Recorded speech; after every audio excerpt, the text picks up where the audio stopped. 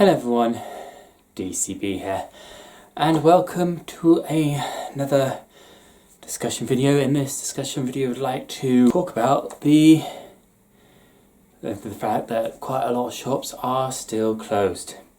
Yes, we have had a ease of the restrictions due to the lockdown we've had over the past few months.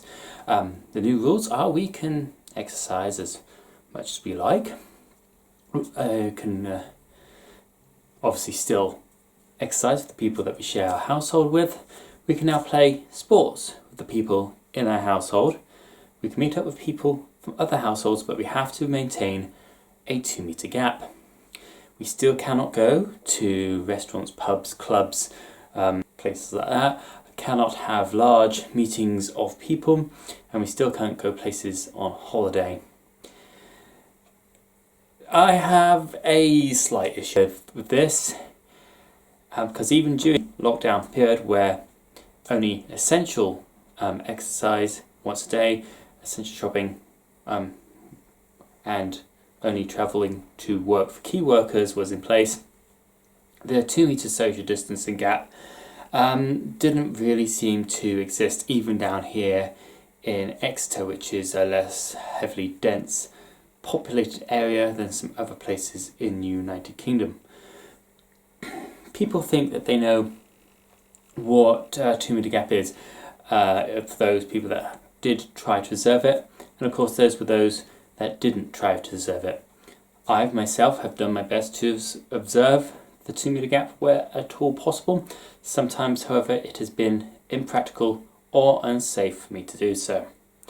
As you've probably seen from a few of my cycling videos, there are a few paths that aren't even a metre wide that are shared between cyclists and pedestrians. You try passing on those things, you either end up in a river or in some bushes. There's no way you can increase that gap. And even when you go shopping or bin shopping, even if you try to keep a 2-metre gap that way, there's not a 2-metre gap that way. In fact, the average length of a aisle in a supermarket is 1.7 metres. Yes, that's 1.7 metres or 1 metre 70 centimetres. That is less than the 2-metre gap. So even if you go past somebody that side, you're within the 2-metre gap, even if you try to maintain the 2-metre gap that way. Not only that, but there have been times when I have been shopping, I've been taking an item off the shelf to put in my basket, somebody's literally come right behind me, arm over the head, to grab something else. They couldn't wait. These people don't wear masks, because obviously mask wearing is not mandatory at the moment in the United Kingdom. Whether or not it should be is a discussion for another time. 2 metres. How long is exactly 2 metres? I would like you to do a test for me. Okay? Get relatively flat. Say for example, that. So that flat, like this pencil box, say for example, a box is pretty flat. Put one down the floor, and then walk away what you think is 2 metres, place the other one, and then measure it. 2 metres, you're doing great. You know? But that will just show that sometimes our perception of space isn't true or exact. And when you know is on your floor in your house, you've got to remember that 2 metres has to be entirely around you in every direction. Forwards, backwards, left and right. And not so much up and down, because there's nobody going to come from the top if you like Assassin's Creed style and get you that way. So how can we do it? Well, we could bake a massive material and create a 2-metre bubble that way and that way. Which obviously doesn't work because you wouldn't be able to fit down a lot of aisles in shopping in supermarkets. In fact, your 2 metres would be overhanging onto the road in a lot of pavements. The only exception to this is pedestrian areas where the pavements are the length of a whole street. But generally, pavements are between 1 metre and 1 metre 5. There are obviously ones that are shorter than that and narrower than that, being like half a metre. There's a street in Exeter that is barely even, well, the width of my shoulders. Parliament Street, it's tiny. It's like 70 centimetres or something like that. And of course you've got the ones with walls on the side and the roads on the side.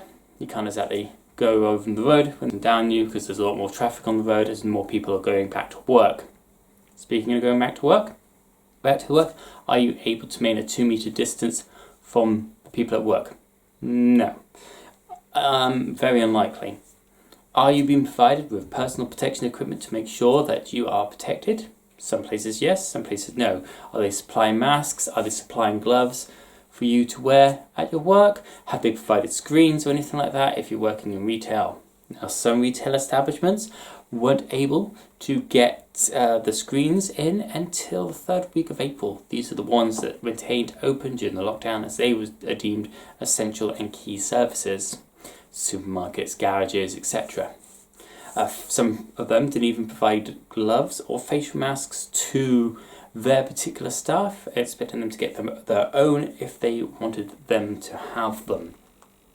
Things about the masks that we can have, the non-surgical ones that are available for people like us. There are many different ones. You've got the ones that you see a lot of people wearing that's just similar to the surgeon masks.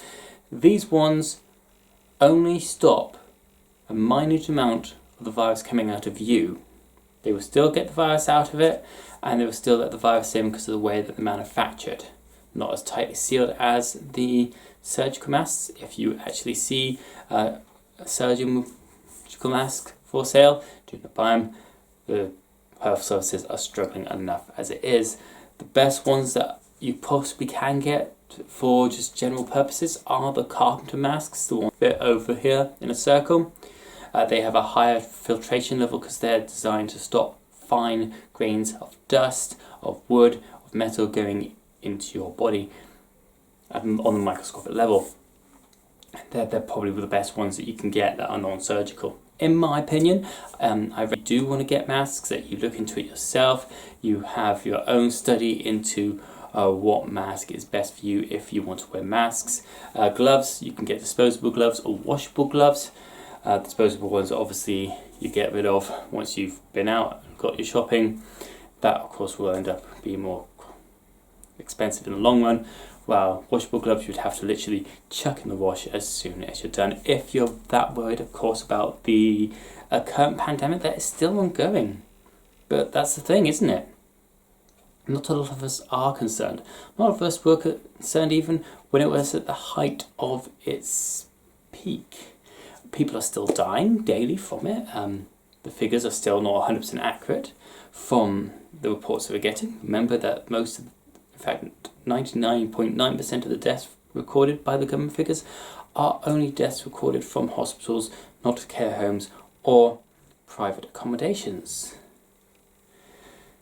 So yeah, and what are we up to now? What, nearly 500,000? Nearly 500,000 dead? That's quite a lot of people. It's a lot of people. And it didn't even affect the whole country. Now we could see a second wave in the coming weeks, maybe month. We don't know yet. Lucky enough, my work is one of the many workplaces that have decided not to reopen because they deem that they don't have the necessary protections in place for their staff. But there might be a time when they're forced to reopen. And then what do? Do we go back to work or not? Something called the Health and Safety Act. Health and safety law, in fact, in the United Kingdom, where your employer has a legal responsibility to make sure that your workplace is safe for you. If it's not safe for you, then you don't have to turn up for work. And if they try to force you, guess what? Imprisonment and fines. Yep, imprisonment and fines. Lovely things. I recommend that you look at the Health and Safety Act and Health and Safety Law. And if you have any concerns about it, please do speak to your employer and the health and safety officer. Other things like transportation. We're told that we cannot go on public transport at the moment unless absolutely necessary for work purposes. You try separating yourselves by 2 meters on public transport. In some places in the United Kingdom, that is impossible. In fact, normally In Devon, Exeter, it's impossible as well. And as I said, we don't have as wide a dense population as some of the places in the United Kingdom, like London, Manchester, Liverpool, Leeds, Plymouth, etc., and so on and so forth. So why am I talking about this? What's my point? What's the discussion about this? My discussion is you shouldn't always believe what you hear and what you read. You should do your own research and your own work. If you think that something is moving too fast, question it, look into it, find out why you're uncomfortable with it. If you're comfortable with it, find out why you're comfortable with it. Why are you comfortable with this being lifted? Why are you comfortable going around people's and going into their houses and spending time with the house? Remember that, hugging them. This virus is an airborne virus. It spreads by the air. So even the 2 meter thing really is a bit of a farce, but it's better than nothing. Better than nothing. Anyway, that's all for this video. I do hope that you enjoyed. As always, please put your thoughts in the comments below. Like the video if you're enjoying the content. Subscribe to the channel if you haven't already. And until the next one, this is DCB. Knowledge is power if we use it wisely.